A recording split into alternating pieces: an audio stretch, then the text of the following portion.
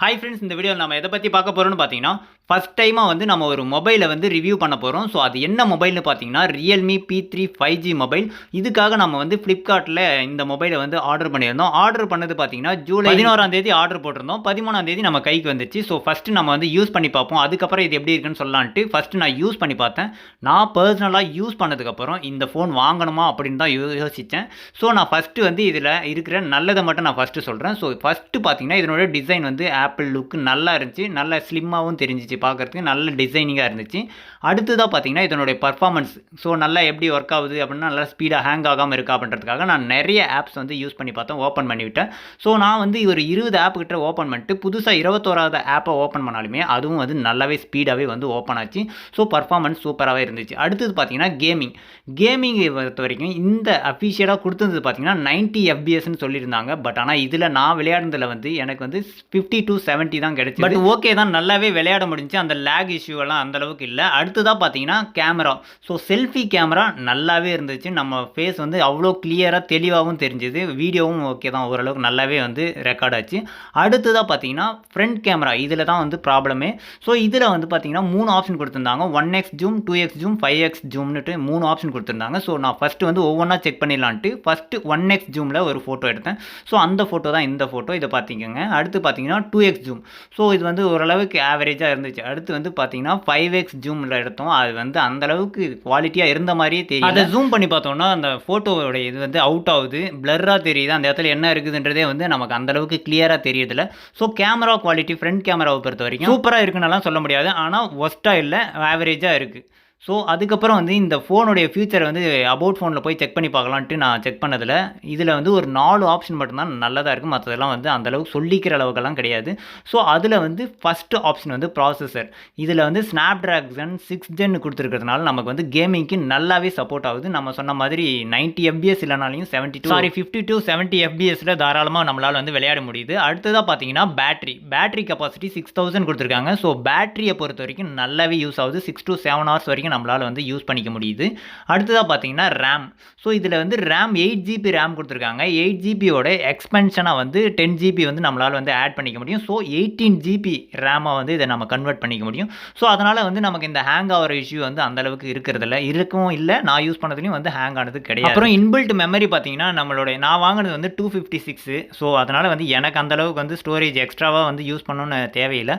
But ஆனால் இதில் variant இருக்குது, 128GB இருக்குது. ஸோ அதில் வந்து மெமரி கார்டு போட்டு யூஸ் பண்ணால் தான் ஓரளவுக்கு நல்லாவே இருக்கும். ஸோ 256 வாங்கினீங்கன்னா உங்களுக்கு பெட்டராக இருக்கும். அடுத்ததாக பார்த்தீங்கன்னா வீடியோ குவாலிட்டி. நம்மளுடைய ஃபோனில் வந்து 4K குவாலிட்டி வீடியோ, ஏதாவது யூடியூப்பில் பார்க்குறீங்க, இல்லை ஏதாவது MX பிளேயர், இந்த மாதிரி ஏதாவது பிளேயரில் நீங்கள் 4K குவாலிட்டியில் பார்க்குறீங்கன்னா எதுவும் பஃபர் ஆகாது, அந்த பிளர் ஆகிற எதுவும் அந்தளவுக்கு வராது, ஹேங் ஆகாமல் அப்படியே நல்ல நார்மலாகவே வந்து ப்ளே ஆகுது. ஸோ 4K வீடியோ குவாலிட்டி வந்து இந்த ஃபோனில் சப்போர்ட் ஆகுது.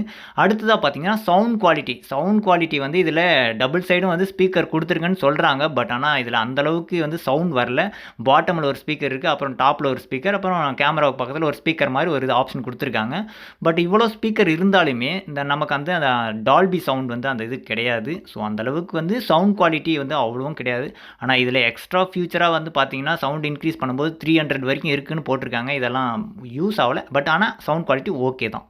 அடுத்ததாக பார்த்தீங்கன்னா ஒரு கான்டென்ட் கிரியேட்டராக இருந்தீங்கன்னா உங்களுக்கு இந்த ஃபோன் 1% வந்து உங்களுக்கு வந்து யூஸே கிடையாது. ஸோ அதையும் நான் வந்து செக் பண்ணி பார்த்தேன். ஸோ நார்மலாக வந்து கான்டென்ட் கிரியேட்டர்ஸ் வந்து மொபைல் ஃபோனில் உங்களுடைய வீடியோஸ் எல்லாம் எடிட் பண்ணுறீங்கன்னா அந்த மாதிரி எடிட் பண்ணும்போது கெயின் மாஸ்டரில் இது எந்த ஒரு வீடியோவும் வந்து சப்போர்ட் ஆக மாட்டேங்குது. 2 மினிட்ஸில் இருக்கிற வீடியோ சப்போர்ட் ஆகுது. ஆனால் அதுக்கு மேலே இருக்கிறதெல்லாம் பார்த்தீங்கன்னா அப்படியே ஹேங் ஆப்பை க்ளோஸ் ஆகி எக்ஸிட் ஆகிடுது. ஸோ கான்டென்ட் கிரியேட்டர்ஸ்க்கு கண்டிப்பாக இந்த ஃபோன் எந்த ஒரு இதுலேயும் வந்து யூஸ் ஆகுது. ஸோ தயவு செஞ்சு வாங்கிடாதீங்க.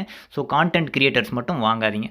மற்றபடி பார்த்தீங்கன்னா இதில் பர்ஃபார்மன்ஸ் லெவல் வந்து நல்லாவே நம்ம ஃபஸ்ட்லேயே சொன்னோம் இல்லையா, பர்ஃபார்மன்ஸ் வந்து நல்லாவே இருக்குன்னு நீங்கள் எவ்வளோ நாளும் எத்தனை ஆப்னாலும் யூஸ் பண்ணிக்கலாம். ஸோ தாராளமாக அது வந்து நல்லா சப்போர்ட் ஆகுது. நம்ம டக்குன்னு நம்ம எதை யூஸ் பண்ணணும்னு நினைக்கிறோமோ அது டக்குன்னு யூஸ் பண்ண முடியுது. நல்ல 120 நினைக்கிறேன். ஸோ அவ்வளோ ரிஃப்ரெஷ் ரேட் இருக்கிறதுனால நமக்கு சட்டுன்னு நம்ம இந்த தேவைப்படுறதை வந்து ஓப்பன் பண்ணிக்க முடியுது.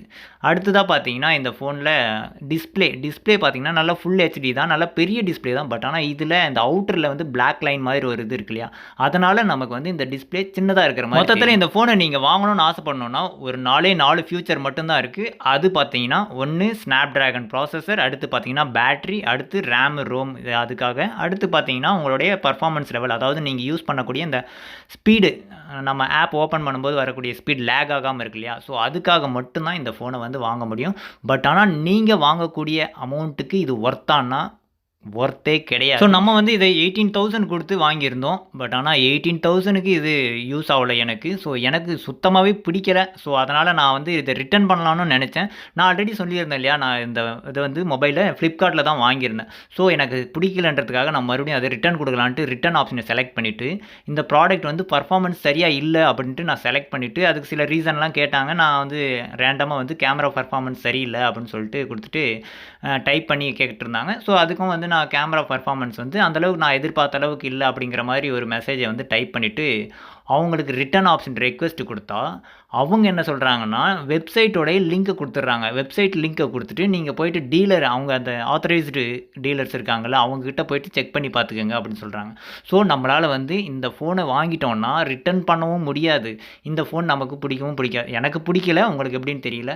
பட் ஆனால் ஒன்ஸ் வாங்கிட்டோன்னா இது ரிட்டர்ன் பண்ணவும் முடியறதில்ல. ஸோ ஃபஸ்ட்டே நீங்கள் வாங்குறதுக்கு முன்னே செக் பண்ணி பார்த்துக்கங்க. நம்ம சொல்கிற ஃபியூச்சர்லாம் மேக்ஸிமம் உங்களுக்கு நம்ம சொல்கிற மாதிரி தான் இருக்கும் இந்த ஃபோனில். செக் பண்ணி பாருங்கள். இந்த அவங்களுடைய அஃபிஷியல் சைட்டில் கொடுக்குற மாதிரி ஒரு 4 ஆப்ஷன் மட்டும்தான் அவங்க கொடுப்பாங்க.